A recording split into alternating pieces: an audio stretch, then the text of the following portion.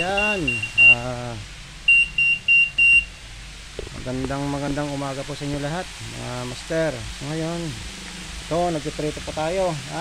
So sa mga nagtatanong po dyan kung ano daw yung magandang oil na gagamitin para sa inyong pagpa-fried chicken, ay para sa akin ay coconut oil po. Ayan po, kita nyo naman sa texture, napakaganda, napakagwapo, kasing gwapo ko. Ayan po, hindi pa yan luto siyempre. So titingnan nyo, walang edit yan, yan talaga ang kulay niya. Mamaya maging golden brown pa yan kasi hindi pa nga luto, 4 minutes pa. Okay, so para sa akin po ay coconut oil kasi yun ang ginagamit natin. Iwan ko lang yung ibang brand, kung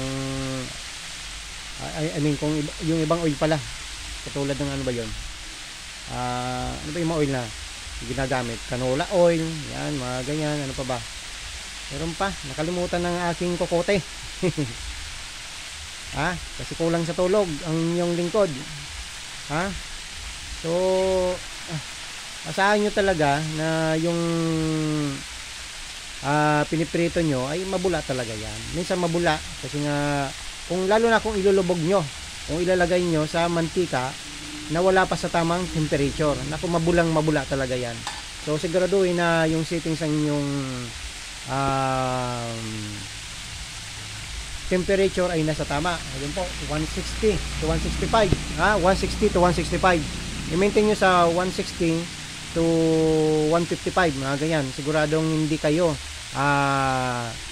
hindi kaagad mawawala yung crispiness po niyan, kasi ang breedings natin ay perfect na po talaga yan para sa inyong pagpa-fried chicken.